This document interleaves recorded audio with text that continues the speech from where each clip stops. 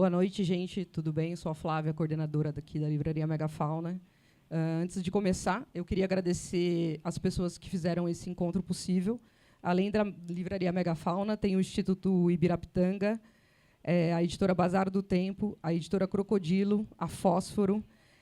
Agradecer também à W.E.B, que é a Universidade Estadual da Bahia, ao UFRJ, o Museu do Amanhã, que proporcionaram a vinda da Saidiya para o Brasil, aqui nos 3 estados que ela passou. Hoje a conversa vai ser entre a Saidiya e a Diane. A Saidiya Hartman é escritora e professora de literatura comparada da Universidade Columbia. É autora de diversos livros, como Perder a Mãe, 2021, Vidas Rebeldes e Belos Experimentos, 2022, As Seduções e as Artimanhas do Poder, O Ventre do Mundo, uma nota sobre o trabalho das mulheres. Recebeu distinções acadêmicas como o MacArthur Genius Fellow e o Guggenheim Fellow e a Bolsa da Fulbright.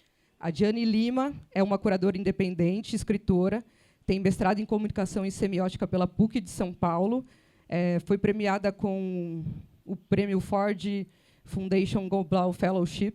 Atualmente integra a equipe da Bienal, da próxima Bienal, vai ser incrível.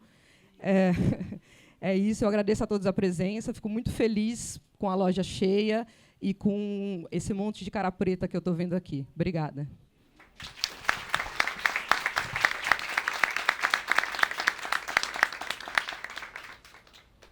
Bom, boa noite a todas. Eu queria primeiro começar dizendo da felicidade de estar aqui fisicamente. Eu estava pensando muito sobre dizer sobre a felicidade, né? Essa palavra tão escassa em nosso cotidiano, e também pela oportunidade de contato, de estar aqui de novo, pela experiência material e estética que é estar junto e compartilhar fisicamente esse momento com vocês, dessas trocas, inclusive, que a gente vem tendo há algum tempo, Saidiya e eu. Inclusive, fiquei um pouco de dúvida, porque talvez acho que essa é a primeira conversa presencial que eu fiz, quer dizer, que eu fiz no Brasil desde a pandemia, então eu também fiquei, nossa, quanto tempo que a gente não se encontra. Nesse sentido, eu quero agradecer a Fósforo, a Fernanda, a Rita que não está aqui, mas também a toda a equipe da Megafauna pelo convite e por essa realização. Acho que é muito importante a gente estar aqui conversando sobre as coisas que a gente vai conversar hoje, também celebrando essa querida colega e professora. Também não haveria outro modo, outro jeito de começar essa conversa, senão dizendo, inclusive, da honra que é dividir o mesmo tempo e o mesmo espaço com uma das maiores pensadoras dos nossos tempos e, portanto, de todos os tempos, que é a minha querida Saidiya. Uma afirmação que não é somente uma qualidade adjetiva, mas que, de onde eu vejo, assim se faz pela sua performance no mundo. Ou seja, pela capacidade que a Saidiya, como escritora do impossível, uma escritora do impossível, nos oferece de radicalmente, e repito, radicalmente, escrever o inimaginável. Para ser mais precisa, de especular com e contra os limites do arquivo da escravidão, de desafiar as repetitivas lacunas da história da violência moderna, e, mais do que isso, em termos dos usos da linguagem, de nos proporcionar os fundamentos epistêmicos, as ferramentas analíticas, e nos sugerir caminhos metodológicos capazes de desafiar aquilo que se compreende ou mesmo que se espera como espaço representacional negro. Na verdade, mais do que isso, mais uma vez, do que se compreende ou se espera sobre as nossas formas de vida, tudo aquilo que não conhecemos ou os limites daquilo que pode ser conhecível através da categoria da racialidade.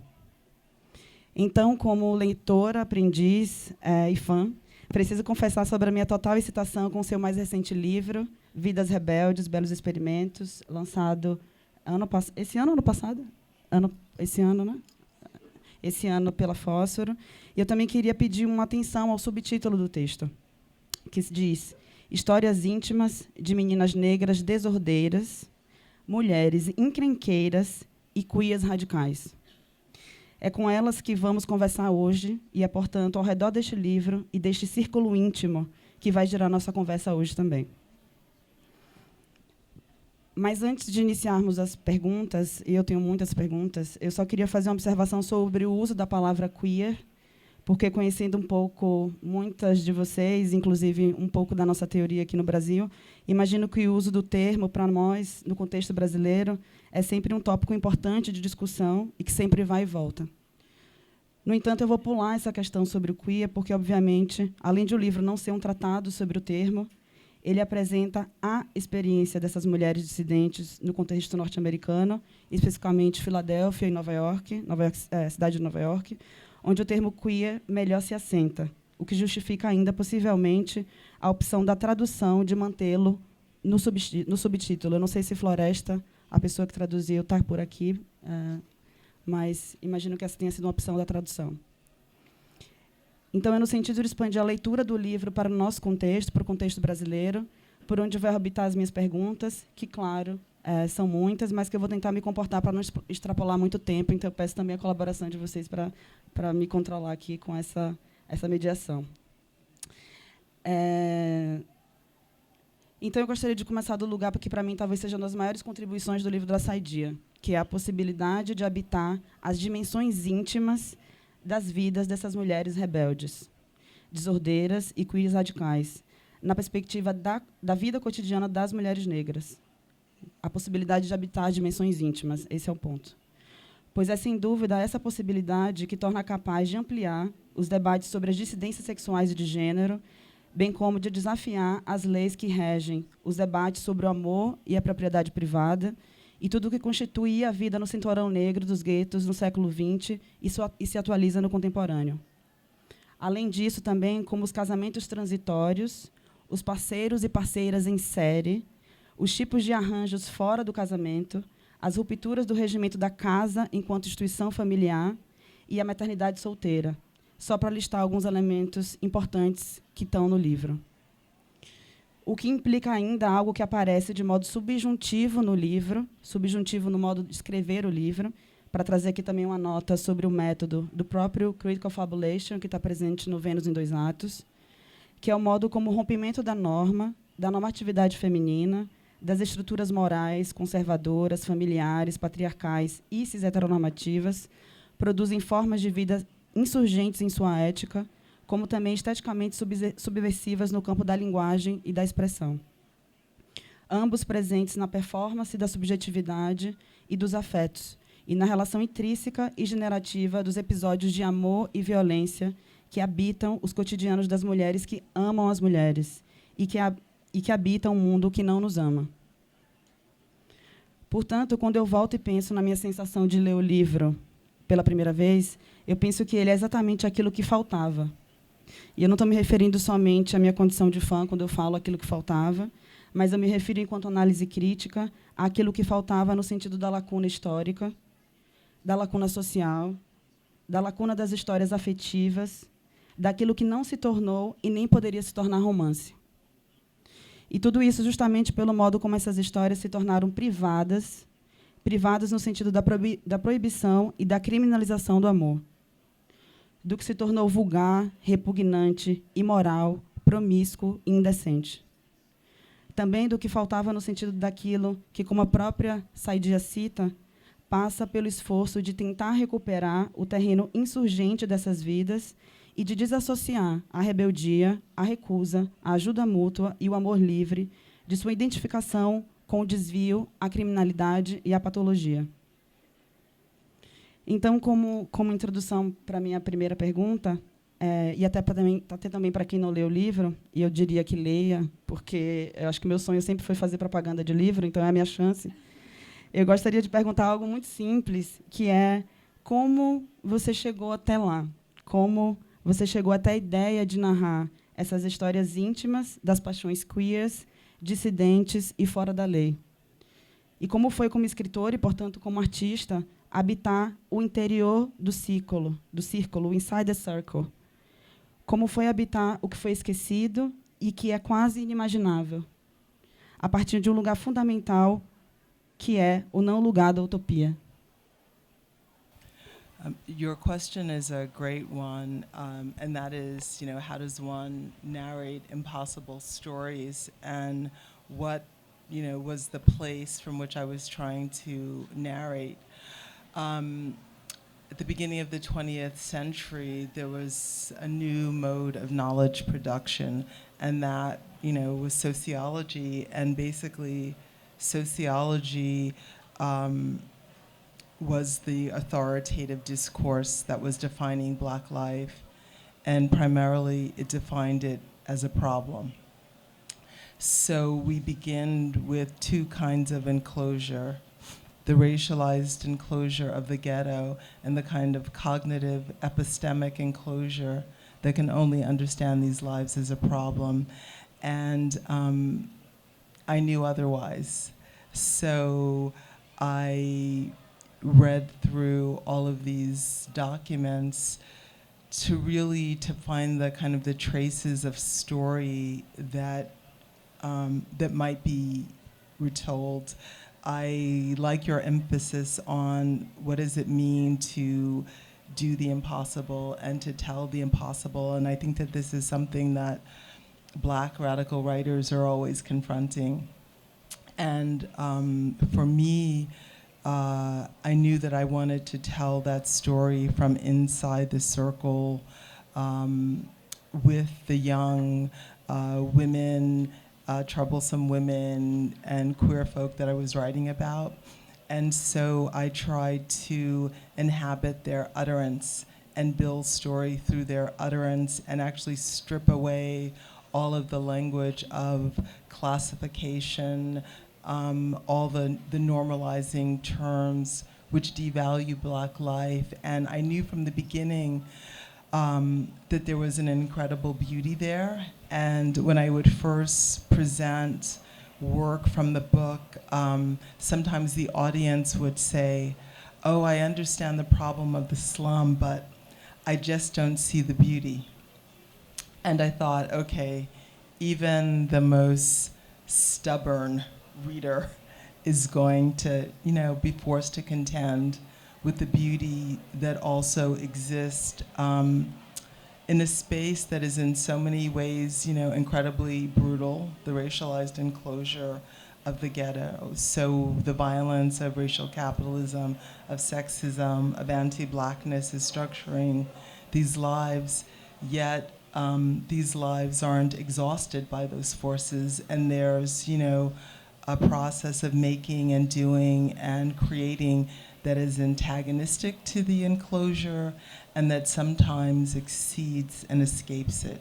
So that's what I was attempting to do. É interessante notar essa relação com a sociologia e... desculpa. Eu comentava que é interessante notar o ponto de partida a partir da sociologia, porque uma das coisas que me causou muita surpresa no livro foi encontrar a figura do W.E.B, que foi e é um dos maiores sociólogos negros de todos os tempos, e inclusive que imagino que muitos de vocês conheçam. The Souls of Black Folks, ou Almas da Gente Negra, é um clássico do pensamento negro. E a figura do Du Bois aparece como um ponto de tensão na construção dos capítulos, do capítulo Atlas da Rebeldia. Então, eu fiquei muito curiosa como essa figura que está dentro e está fora estabelece uma contradição do ponto de vista moral, se a gente confronta o modo como as vidas rebeldes recusam a própria ideia de governança e a própria perspectiva do Du Bois, pelo menos até aquele momento, sobre a vida do gueto, né, que é o que ele está ali naquele momento tentando estudar e se aproximar com alguma tentativa de intimidade. Então, nesse sentido, me parece ter um encontro interessante e desafiador, que é a presença do Du Bois, em contraponto a uma teoria por trás da performance do texto, que não está explícita, mas que está lá, e que se apresenta enquanto forma, gesto e bibliografia. E eu me refiro ao conceito de generificação e degenerificação da autora Hortense Spillers, quando ela sugere que reescrevamos a nossa monstruosidade. Então, essa proposição, que se encontra, inclusive, num texto clássico de 87, chamado Mama's Baby, Papa's Maybe, a American Grammar Book, que foi traduzido recentemente no Brasil pela Crocodilo, imagino que esteja aqui também, na antologia Pensamento Radical Negro, me pareceu ser interessante conectar essas duas camadas, né? Então, se essa leitura fizer sentido, eu queria que você comentasse um pouco o encontro dessa tensão presente com Du Bois, essa camada inferior com a Hortense Spillers, que me parece dar fundamento e consistência à própria performance do texto, e, sobretudo, como essas duas relações se confrontam aí com o que acontecia na sociedade americana naquele momento.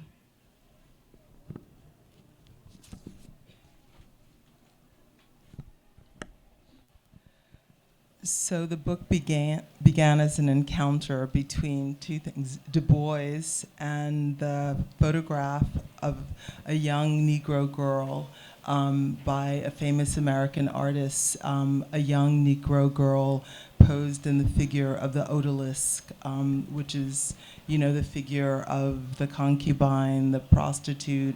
It is a figure overcoated by Orientalist discourse. I like the way you're thinking about Du Bois and Spillers and the place of a writing against sociology that actually enables us to embrace the monstrosity, Spillers would say.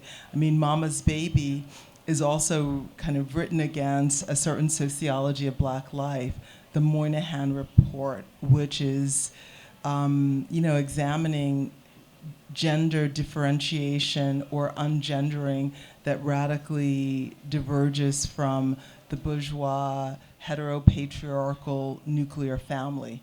And again, Moynihan can only name that as a problem and a danger, and he's writing to figure out, what can we do to make Black life, heteropatriarchal? That's the project, that's the goal. And Du Bois, basically Du Bois he was an inventor of sociology in the US.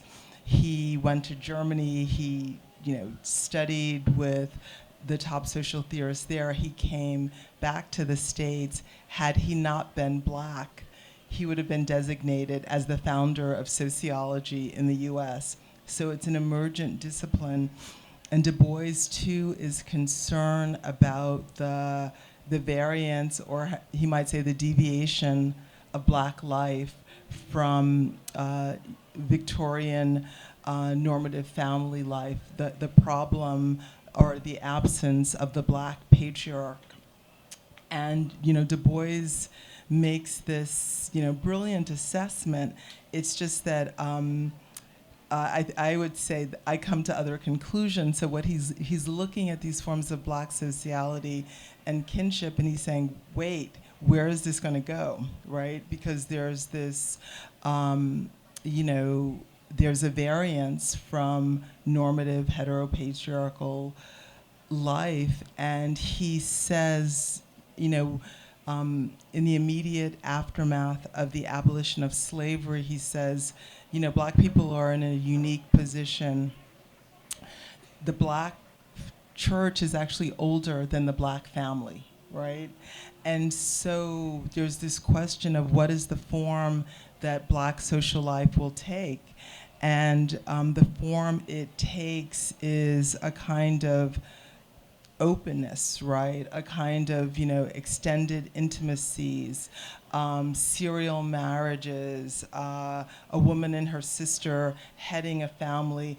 And rather than, thinking about that as an improvisation of social existence in the context of great deprivation, Du Bois is like, he's very concerned because he realizes that this is going to widen the gulf between white norms and Black life. And at this point in time, many thinkers, not only Du Bois, are imagining that the only way Black people are going to achieve freedom and equality is through reproducing and mimicking white norms.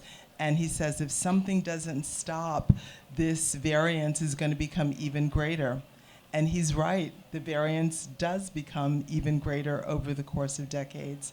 As, as a Black feminist, as someone who's read, Marx and Engels and Silvia Federici, we know that there's nothing normal or natural about the heteropatriarchal family, that we can think of it as another kind of enclosure and property arrangement. So I thought, what happens if we describe, you know, Black social existence without assuming those norms and just, you know, attend to what is actually unfolding there? And I think we get a really different picture. And this goes to Spillers, who's also, you know, addressing the same issue, the variance between Black gender norms, right? So they're not just, it's not only pushing against a dimorphic notion of gender, but thinking about the variances in Black gender formations as the result of slavery and dispossession.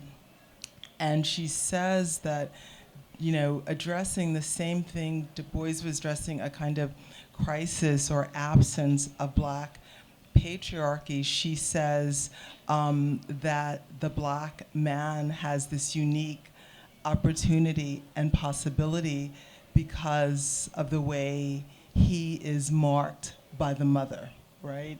And rather than wanting to achieve a normative gender identity, suppose we embrace this opportunity for the emergence of a different kind of social subject.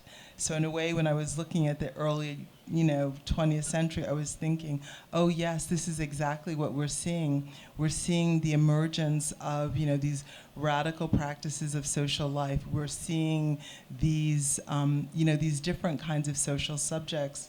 And if we break the frame of, you know, problem and criminality, what we encounter is radical potentiality, right? What we encounter is this steadfast attempt to counter the forces of anti-Blackness through a range of everyday and intimate gestures, to love what is not loved. And, you know, in a world in which anti-Blackness is a kind of norm, to love, you know, becomes this radical counter force against that, you know, overdetermined precarity, premature death, devaluation, you know, and the production of disposable life. Eu acho que a partir dessa resposta teria 1 milhão de outras perguntas para entrar. Estou ficando desesperada. Mas só uma pergunta um pouco mais pessoal, porque quando eu vi o Du Bois dentro do capítulo, eu também fiquei com a sensação de que... E estou fugindo um pouquinho do roteiro, só porque eu queria muito fazer essa pergunta. Eu fiquei com a sensação também de que tinha uma tentativa subjuntiva, talvez, uma pergunta, né, de destruir com a figura do herói. Será que a gente podia falar nesses termos?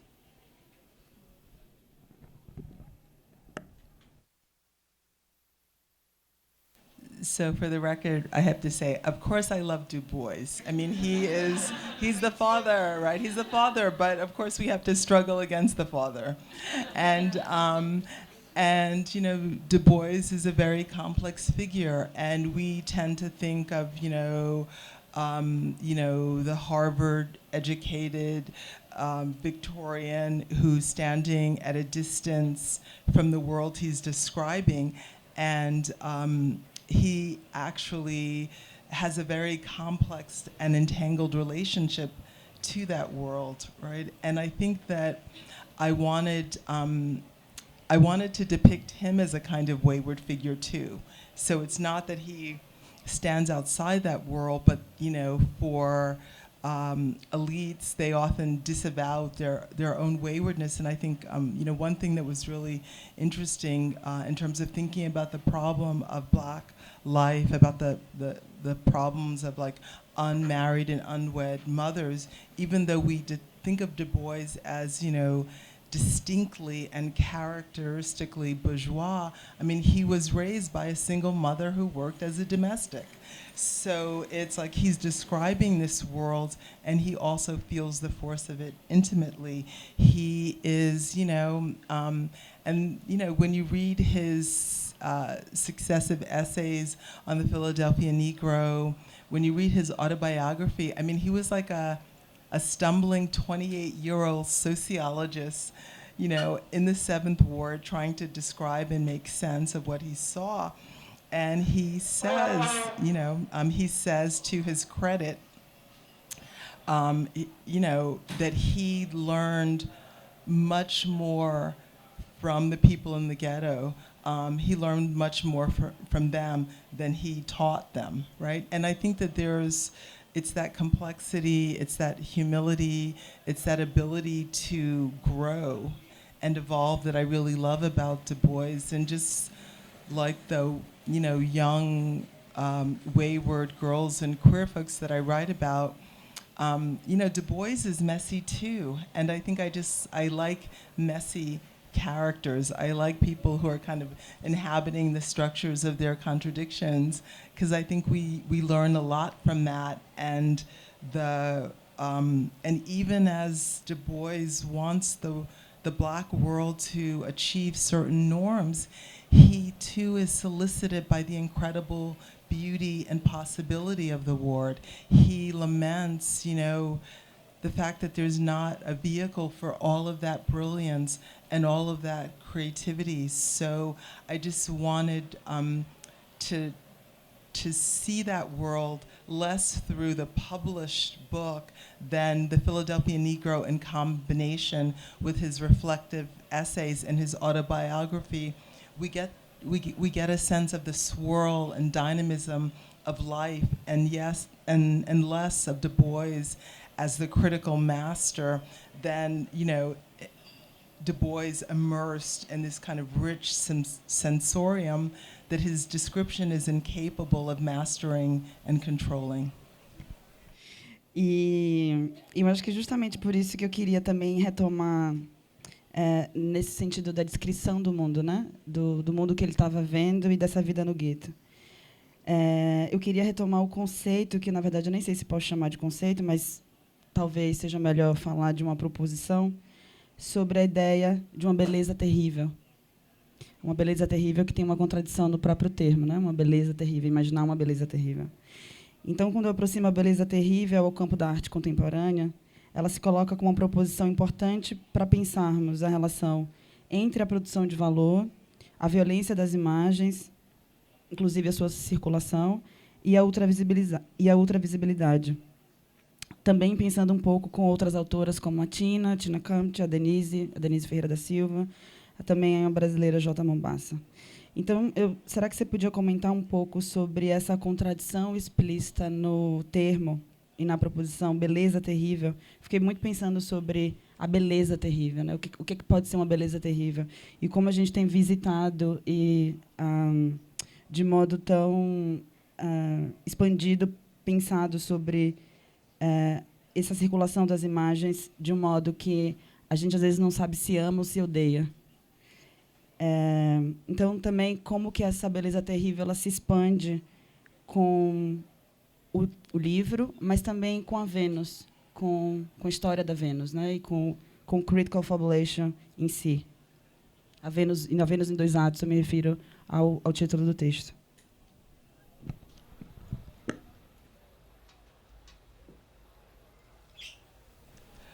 I mean, I think that there's a long discourse on terrible beauty. I think I was, you know, I was walking a fine line between not wanting to in any way underestimate the forces of violence and terror and subjection that characterize Black life, right? But yet, what still unfolds there. And so it's not, you know, an attempt at all to say that, you know, the aesthetic transcends the social. I am not saying that.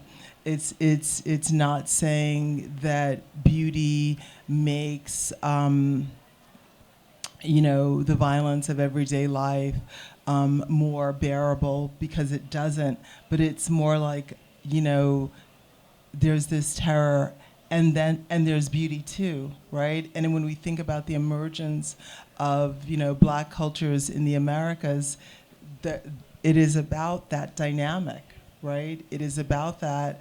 I mean, we have, the variants of it in the US, you have the variants of it here in Brazil, what we have made in this context of, of terror, of brutality, of social death, all those things. I think that, more immediately, I was thinking of two things. One, the poet Amiri Baraka has this lovely photo text.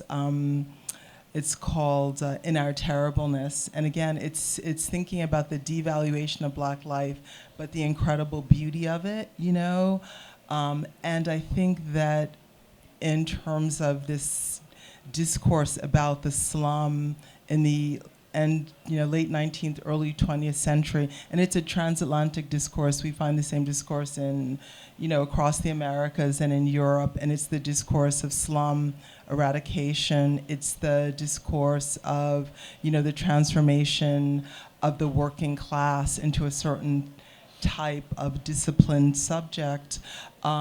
People are constantly describing the degradation of the slum. Some reformers are imagining that, the poor classes have to be taught to appreciate what is beautiful. So on the one hand, that's like, oh, we must educate them about what is beautiful. And then on the other hand, there was something about the kind of beauty that, was so present in the slum that it also really troubled social reformers, and it troubled Du Bois too. He would say, like, oh my God, like, are people saving money in the way they should be because their wages are so little, but they look so good? Or, even a reformer like Jane Addams would complain about, poor working class girls and the beautiful ribbons that, were in their hair. So there was something about beauty that was connected to excessiveness, a kind of, intensification of life that was dangerous. It was connected with idleness. It was connected with anarchy.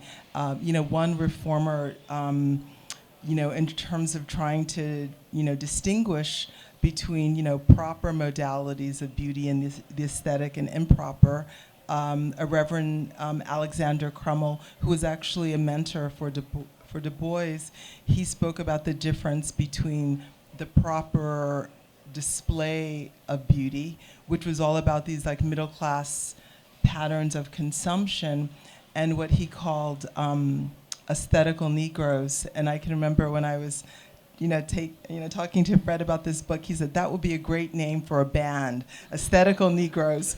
And but so it was something about, again, it's like it's too much, and it's too much that's all about excess and being out of one's place and waywardness, so that beauty was this articulation of waywardness that just seemed, critically important to me. So it's about, again, deprivation, subjection on the one hand, but excess, a refusal to abide the imposed script, a refusal to stay in one's place, taking up public space, and I think that that's also very much related to recovering a kind of queer trans history in the book. Like, I think often we think of our own moment like, oh, we're doing things that no one has ever done before. And,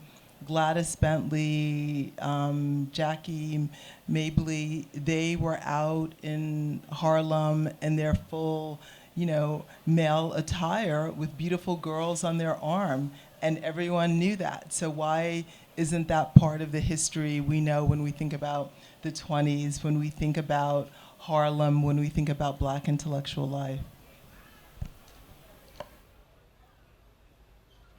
E é tão interessante também pensar sobre essa relação com a vida pública e como o habitat do interior do círculo se expõe enquanto excesso na vida pública. Eu achei isso muito interessante porque essa é uma dimensão, a dimensão urbana dessa vida, né? A dimensão urbana desse excesso, a dimensão urbana desse problema do negro. Será que você podia comentar um pouco sobre essa relação com o espaço urbano e com essa vida pública, a exposição, porque o livro ele fala em muitos momentos, né, sobre essa vida no gueto que excede o próprio espaço familiar, privado, a casa que não comporta todo mundo.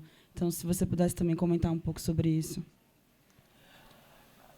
I mean, basically, partly what the law attempted to do, what the imposition of the proper attempted to do was to police and restrict Black movement, to privatize life. And there was a way that Black sociality was taking place outside the domestic enclosure, in the street. It was promiscuous. It was open. And when I say promiscuous, I just mean it was like open for whoever was there. So, you know, one thing that's a problem is that when you look at Black households, that, you know, there are borders in that. Well, of course, if people aren't making a kind of wage that enables them to pay rent, then lots of people have to live in small spaces. So that was considered a kind of immorality rather than a survival strategy, rather than a way of understanding kinship and affiliation that wasn't defined by the rules of marriage or of blood. I think that, you know, in Brazil, people talk a lot about the, you know, the criminalization of candomblé, for example, as a way of really trying to control Black sociality. There are many just everyday practices of Black life that were also criminalized. One, not working was criminalized. So all of these vagrancy laws meant that if you weren't employed, you could be arrested and sent to prison. So there was no right not to work. And part of this, like, you know, idleness, and there's a great book written by, I guess, Karl Marx's son-in-law, like In Praise of Idleness or In Praise of Laziness. And I think that with many of these young women who are overwhelmingly confined to domestic labor, and domestic labor did not pay enough to reproduce the conditions of everyday life, they simply refused to work. They said this is a condition that is like slavery. So partly there was a policing of the streets, there was a policing of sociality, and in the beginning of the 20th century, the slum was also an interracial space. So Black people existed in the slum alongside Russian Jews, Italians, and others. But there was an attempt, even in the North, in the absence of laws to uphold racial segregation. Racial segregation was a social goal.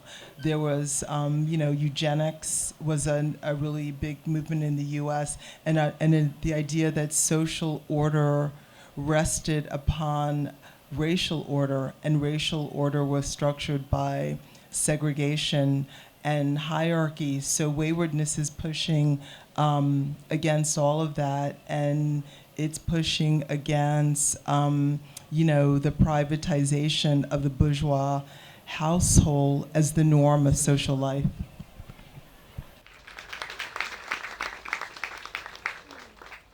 Só gastou a energia toda no jogo do Brasil, eu acho. Bem, tô vendo.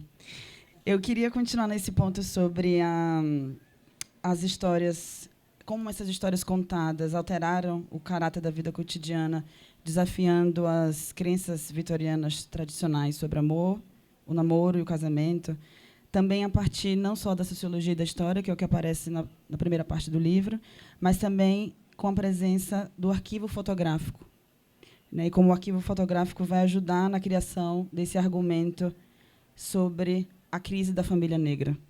E esse arquivo fotográfico ele se apresenta como evidência do que era esperado, como representação dessa moral. É o que o livro, de alguma maneira, discorre, né? Então, se você pudesse comentar um pouco sobre esses gestos, abre aspas, de recusar os retratos e os álbuns de família das elites negras que moldaram sua vida conforme as normas vitorianas, fecha aspas, e a sua relação, eu digo, a sua relação pessoal, com as imagens na construção da narrativa e a relação dessas mesmas imagens com os regimes de visibilidade e os controles e vigilâncias.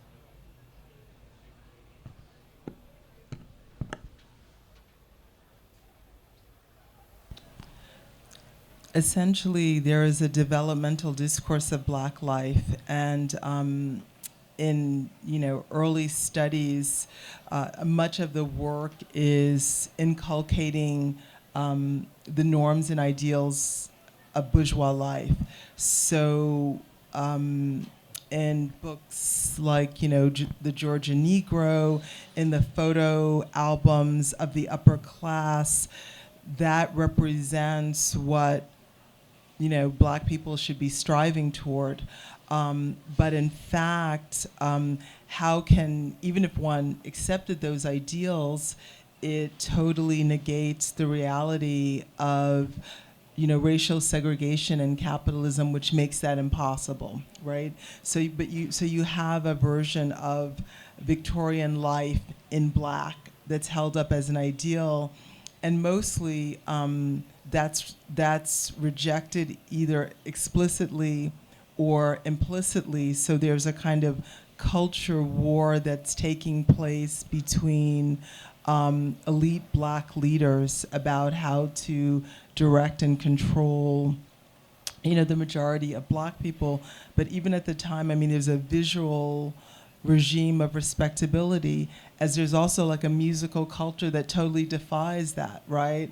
So there's the cultivation of a prim normative subject, as Ma Rainey is singing about how she wants someone to take care of her jelly roll and the women she loves, right? So there's a way that there was always a rich cultural feel, and there was also a very rich, complicated political terrain. When we tend to think about Black politics in the dominant discourse, we always focus on elite Black leaders, mostly people who are really concerned with issues of state power, but there's also like a Black radical tradition too. There were Black socialists and communists, Black anarchists, right? And so what I also do in writing about these, young people is to say, oh, so what happens if we don't look at them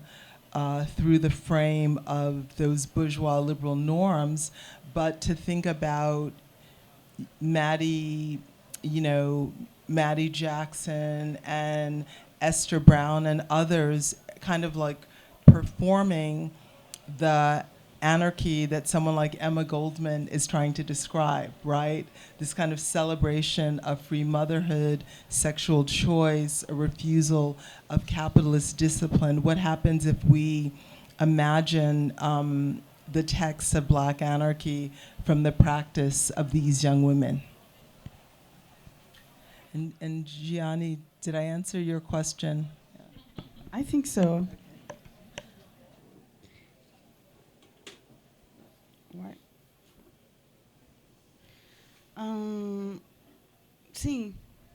Sim.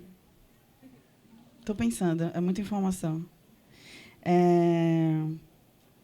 Especialmente porque eu sinto que tem um gap entre a construção da narrativa, as histórias, e talvez uma compreensão nossa, ou uma ausência de compreensão absoluta sobre o que são as normas vitorianas.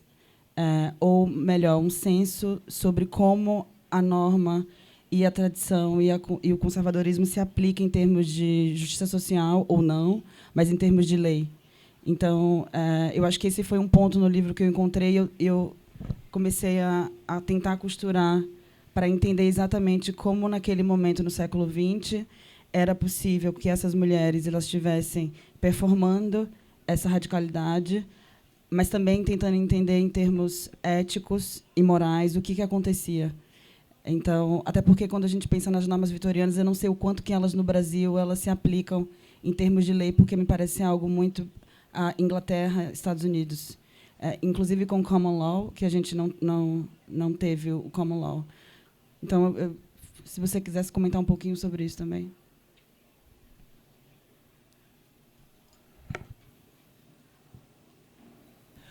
I mean, I think it's good to go back to the spillers because U.S. social policy and policy regulating the poor, policies of the of the welfare state and its dismantling have everything to do with these gender, family, and sexual norms. So we're not just talking about, in the early 20th century, people believe that. I mean, today, people are still explaining, the overwhelming poverty of black families in terms of these sexual norms. I think it's nearly 75% of black children in the US are born out of wedlock. Just think about that figure. That's a great departure from, like this normative notion of the family. The interesting thing about social change is now the white family in the US looks like that black family Moynihan was describing then, right? Because it's the class character of marriage as a social institution. So even though, so there are articles that are like, oh, marriage is basically a middle-class institution because it's about the reproduction and transmission of property, and poor people can't actually afford to do what is required to marry and to maintain those relations.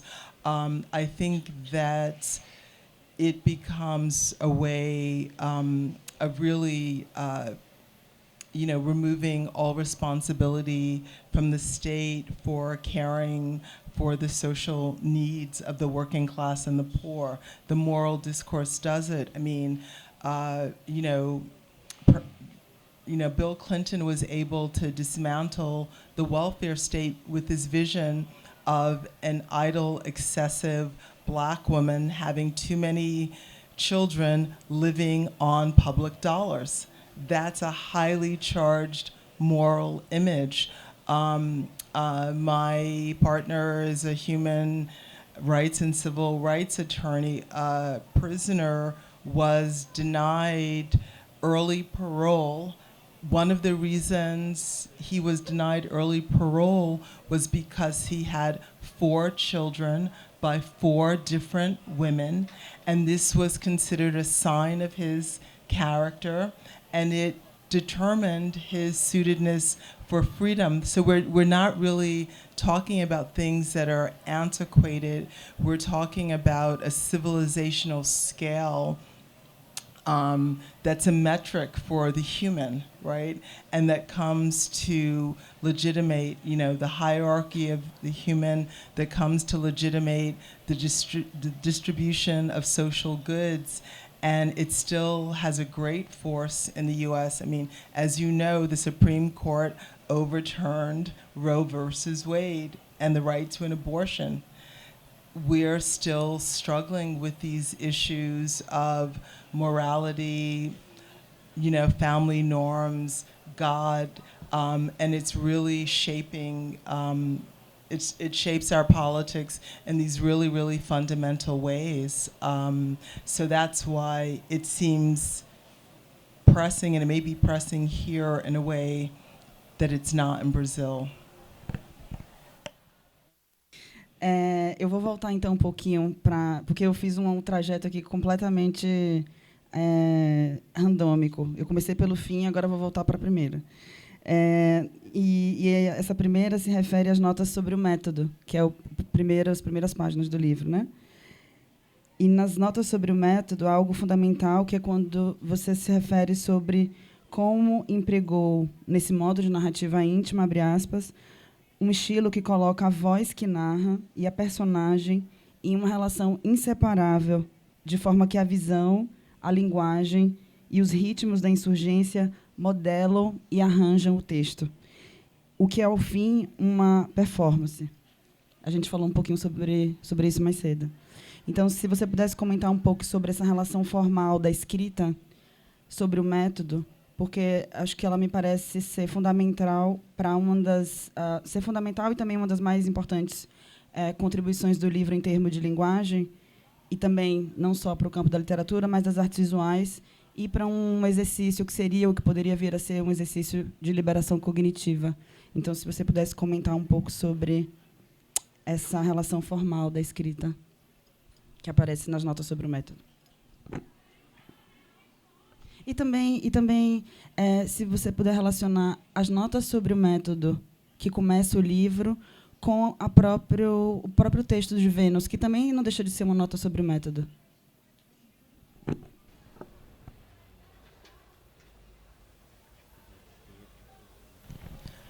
I mean, Wayward Lives is very much about close narration, and I am in the circle.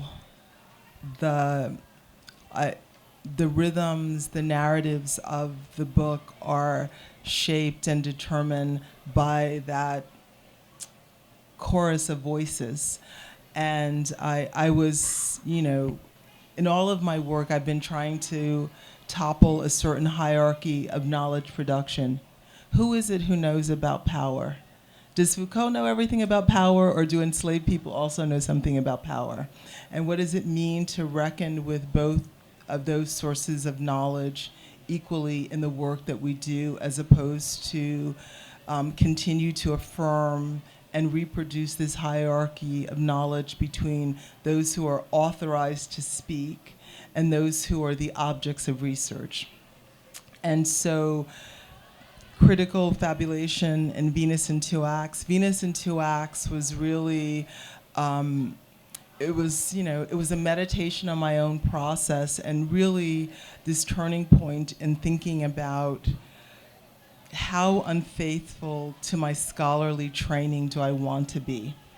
And I thought, I want to be really unfaithful to that training, and I think that I am, on the one hand, describing what I did, the way I was working in Lose Your Mother, and then wondering aloud, had I been transgressive enough? Had I been unfaithful enough? And what did I lose by being the limited fidelity that I had to the protocols of historical research? What did it cost? What did it cost me? Did it cost those two young girls aboard the slave ship who I described, and just reckoning with all of the ethical issues that were a part of that? In Wayward Lives, I decided I'm just trying to become freer and freer in the work. I felt like I had the sanction of Michel Roth Trio saying, no fidelity to the rules of the Guild. So it was a different, it was a different kind of process. And I think really understanding myself as writing with. And I no longer even really believe in a single author. I think when we write, there's so many people with us on the page. There's so many voices in our head. There's so many lines of poetry. There's so many words of other writers that are in our head. And I thought, in musical composition, there's a way that musicians can refer to other, other bodies of music with these like small references, these small gestures that, both compose a new work, but also reveal those lines of relation and indebtedness. And that's what I wanted to do in Wayward Lives with collective utterance. And I say that I wanted to write the fugitive text of the wayward. And I mean, I really do think that there is thought and in the deed, there's thought in the doing, there's thought in the act. So what happened if I just articulated the thought that was implicit in the acts of waywardness? What does that text look like? And I wrote it with, I didn't write it with a distance from those I was writing about, but rather than it being a kind of omniscient narration, I wanted it to be a kind of fourth-person collective utterance, and the note on method was a way of saying, reader, beware of the ride that I'm going to take you on.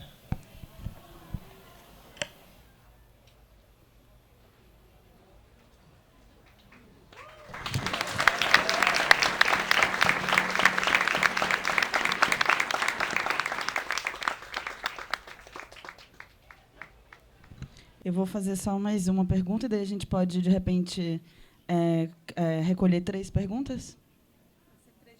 Três de uma vez, pode ser?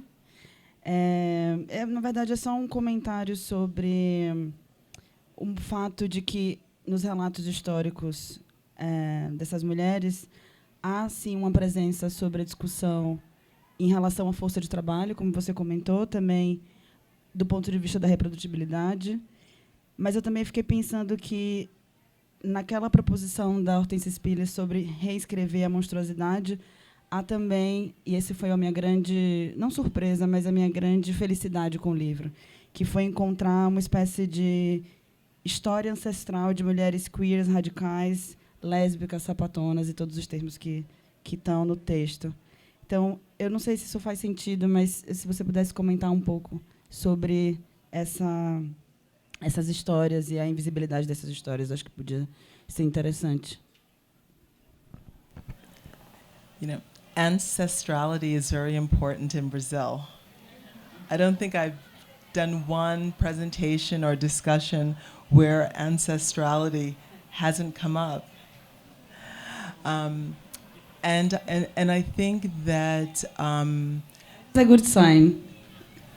I think that and I was actually, you know, reminded of this on Sunday at the Festival for Santa Barbara in Salvador, that I do think of my work as definitely, you know, taking part of that regard for those who have come before.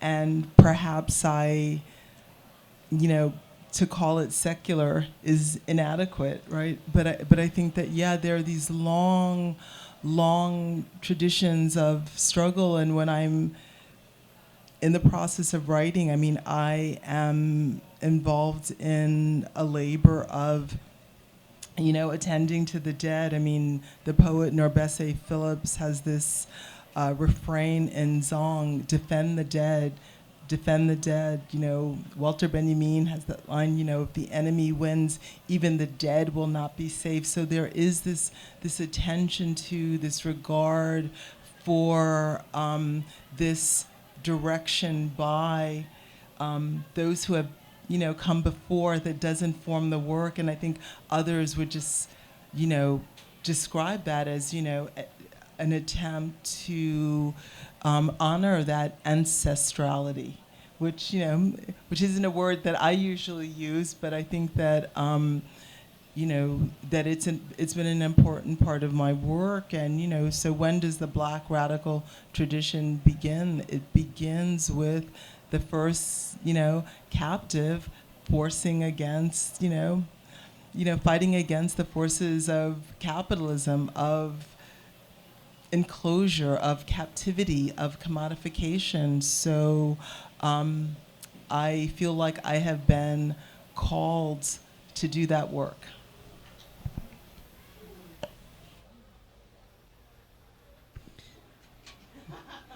Como que a gente faz? Gente, eu tô emocionada. Eu fiz uma cola em inglês, tá, gente? Então, se eu falar errado, já peço desculpa. Bom, hello, everyone. First, I would like to thank you for this incredible opportunity. I am really emotional right now. And my name is Carolina Nascimento de Mello, and I am a PhD student in sociology. I translated The Time of Slavery. So, enfim, I am very grateful to have done this because it's really important work for students about African diaspora here in Brazil. And I have a gift for you. I can give to you later. And I have a question too. Can you talk a little bit about the difference between roots and road for the African diaspora, and the role of the African woman in the establish of a more sensitive look at the diasporic experience? Fez sentido? Não sei se fez, gente. Thank you. Thanks so much. Olá, boa noite. Me chamo Abigail. Queria fazer duas perguntas para a Saidiya. A primeira é um desejo, né? O seu trabalho é muito atravessado pela arte, né? A dramaturgia, as cenas, as fotografias, a poesia, a ficção. E eu acho que nos últimos 2 livros isso tem ficado mais intenso. E eu acho que isso aguça, faz a nossa imaginação entrar em erupção. E eu fiquei imaginando muito lendo seus livros. Lendo o Perder a Sua Mãe, e foi numa época que eu li também junto com Um Defeito de Cor, da Ana Maria Gonçalves. Então eu ficava indo para uma imaginação de entender o seu texto, sentir ele mais como um romance. E eu ficava imaginando assim, imagina a Saidiya escrevendo um romance mesmo, acho que ia ser babado. Ou, imagina a Saidiya escrevendo um livro de poesias com verso e dando pulos e saltando com as palavras. Ou também no Vidas Barraqueiras, como eu preferia traduzir, o Wayward Lives, eu ficava... Tem um capítulo que você fala da revolta sônica, né, naquela prisão, e um pau quebrando, uma barulheira. Então eu ficava imaginando você fazendo uma instalação assim, artística. E aí a minha pergunta é se você tem esses projetos, esses sonhos de levar o seu trabalho para ficção especulativa mais radicalmente, para poesia, para arte, para esses outros caminhos. Eu particularmente amar. E a outra questão é, você tem dado um rolê babado pelo Brasil, conhecido muitos espaços, muitos coletivos. E eu queria saber o que você sentiu aqui no Brasil que mais te estimulou, sobretudo nesse contexto de espaços da história da diáspora de África no Brasil, né, que eu acho que é o que você tem mais se imbricado. O que disso que você viajou você mais se sentiu tocada, e como que esse toque disso que te tocou está mexendo o seu trabalho ou vai mexer o seu trabalho?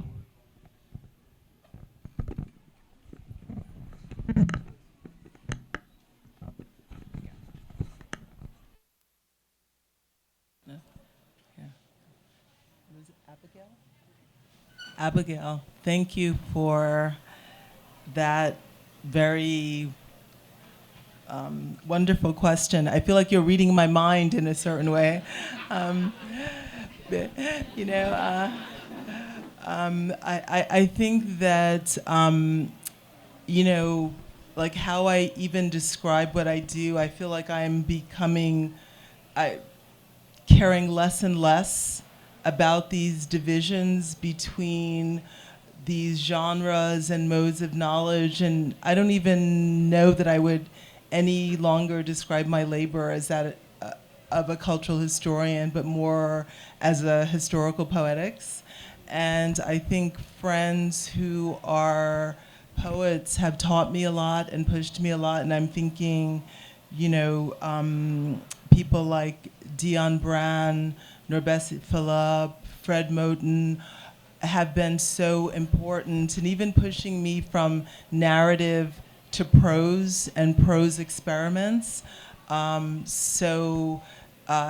think you'll be seeing, I hope, work that's like wilder and wilder, So yes, really, thank you for that. And in terms of, being here in Brazil, I mean, I think that the one thing that I really, am feeling so much the pressure of is the importance of diasporic conversations, but for us to have a conversation that really matters, Black Brazilian work must be translated into English.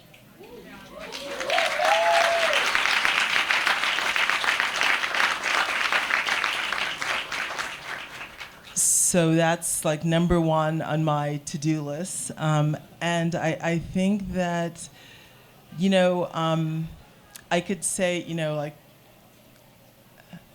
okay, I'm not going to say anything that makes the Paulistas angry, so I'm not going to say anything about Sao Paulo.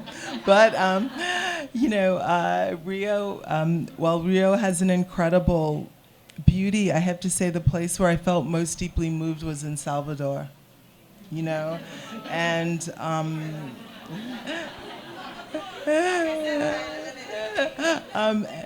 and so I think there I just, you know, I mean, just like standing in the streets on Sunday, I mean, I was just thinking about, you know, here you are so close to Africa, and just really feeling the force of that, and that made me also feel just like, you know, centuries of history wash over me as people are celebrating and attending to that history and, you know, spiritual and religious practice. And so I was, yeah, it was just like the beauty of it, and just the sense of we are still here. We are still here, and just the wonder and the miracle of that. And so I felt transported, and because, you know, I do have my commitments to the secular, so I was at the festival and I was saying, Saidiya, stay here, stay planted. So thank you. With the and yes, Carolina, and the question, see, this is why I usually take one at a time. You were asking me, I loved your opening remarks about translation, but the core of your question was? A questão... A questão sobre as rotas e raízes. Eu vejo que tem uma divisão, uma linha tênue na diáspora. Eu queria que você falasse um pouco sobre isso.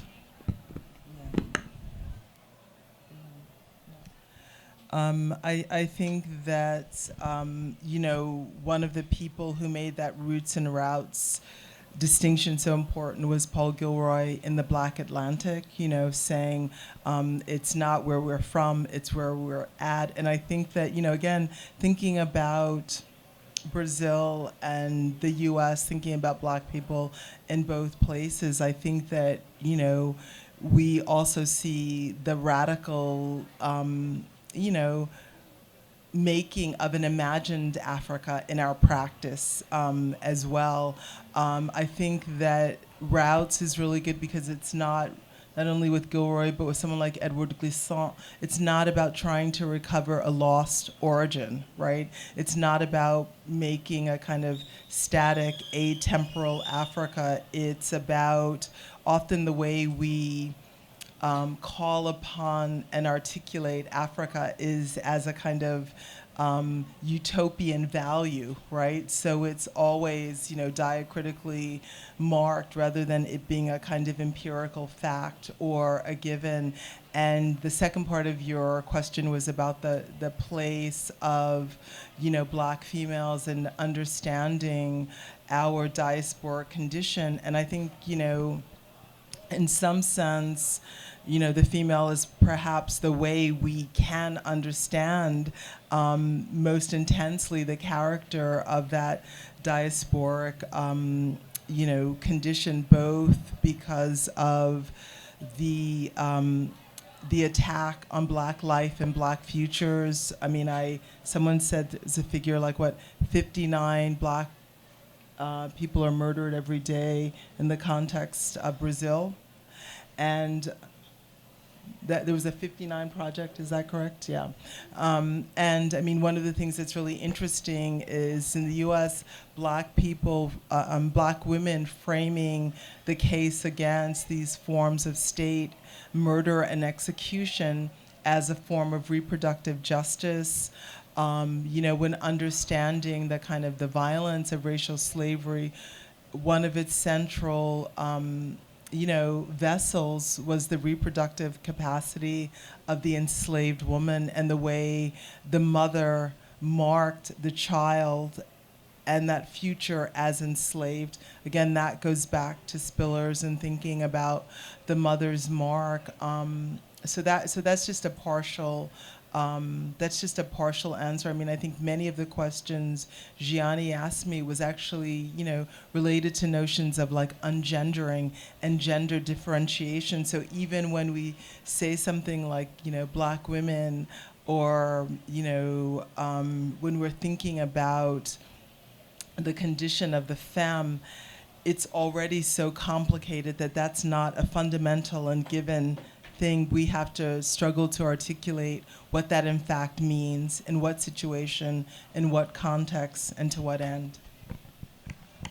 Sorry, I'm going to speak in English. Yeah, I'm a huge fan of your work. Thank you so much for it. I was really interested in what you said about the cabaret and how the cabaret was an example of democracy in spite of how Black lives were characterized by violence and criminality.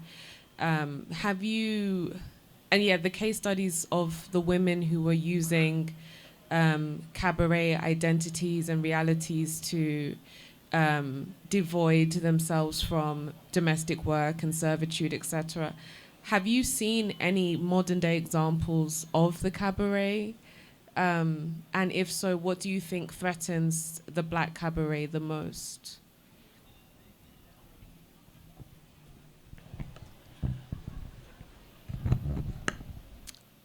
I think the cabaret is just, one way of naming the potentiality of Black sociality, right? It's one way of naming, these kind of radical choreographies of social existence.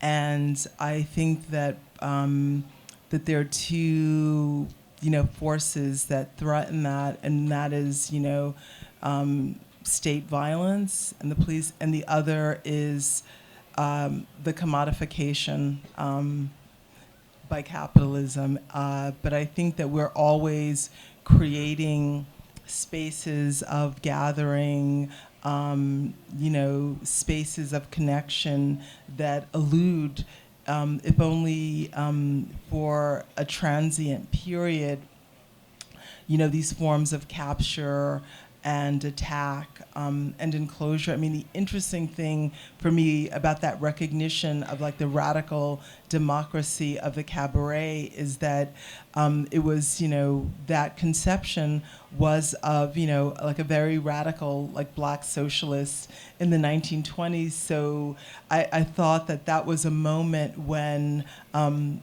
Black radical thought of that period was anticipating me by seeing like, oh, even though this is like a devoted Socialist Party member, when, he was describing radical practice of the everyday, the space of that radical practice was the cabaret and not the party meeting. Yeah.